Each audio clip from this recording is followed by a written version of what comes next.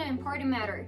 Alcohol. Have you heard of it? Of course you have. If not, let me tell you it's a chemical compound of multiple products such as beers, wines, and any kind of alcoholic beverage. But it's also common to find it as an ingredient of perfumes, liquid soaps, inks, and detergent. Good to know, right? Its origin is as interesting as this information, so stay if you want to learn about it. Let's get into it. The history of alcohol in humans is at least 30,000 or arguably 100,000 years long. Alcohol, as you know, it's a flammable liquid produced by the natural fermentation of sugars, and it's currently the most widely used human psychoactive around the world. The creation of it is a natural process, and it has been noted that primates, insects, and birds partake in fermented berries and fruit.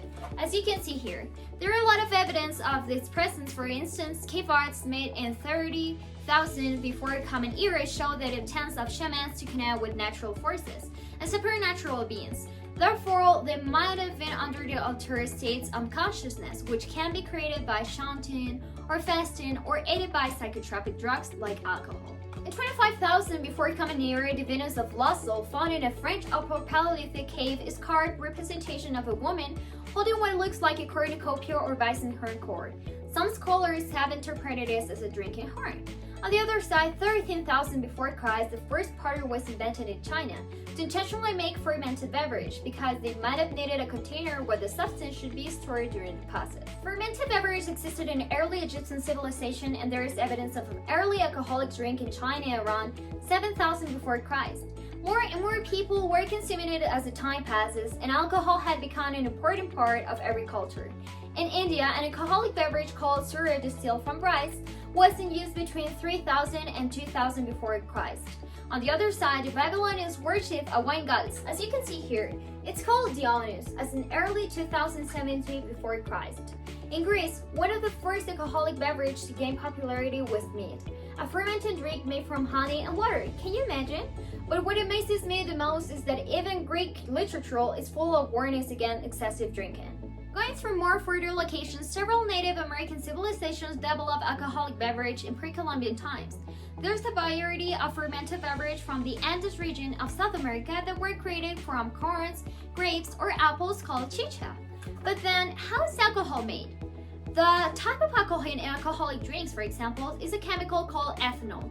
To make alcohol, you need to put grains, fruits, or vegetables through a process called fermentation. When yeast or bacteria react with the sugars in food, then byproducts are ethanol and carbon dioxide. Cameraman, can you come a little bit here? Now we're gonna see what is fermentation. As I explained before, this is the process of the beer making. So first you have to know that it's the addition of the result of sugar and yeast, and it produces alcohol and dioxide carbonate. So for example, in the case of the beers, as I was telling you, it's the yeast that is the radioactive to produce this kind of fermentation and make it. And the final process, you may know that it's distillation.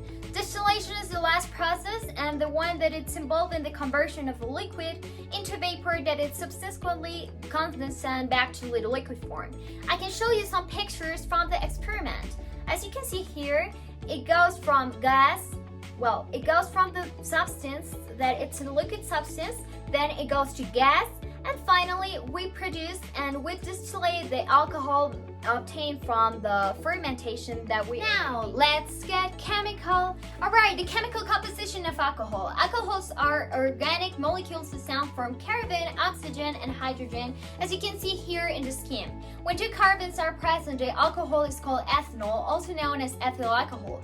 Ethanol is a form of alcohol containing liquid. The chemical composition of ethanol can be either represented as a molecular formula or the structural formula. I'm showing right here the molecular formula of ethanol is C2H6O, indicating that the ethanol contains two carbons and an oxygen. However, the structural formula of ethanol C2H5OH indicates a little more detail that there is an hydroxylic group at the end of the two carbon chain. The OH group is the characteristic of all alcohols. Generally, carbon chains saturated with hydrogens give a molecule hydrophobic water-fearing character, making it less soluble in water. However, in the case of ethanol, the carbon chain is stirred enough so that the more polar OH group dominates, giving the ethanol its polar. Finally, what are the uses of alcohol?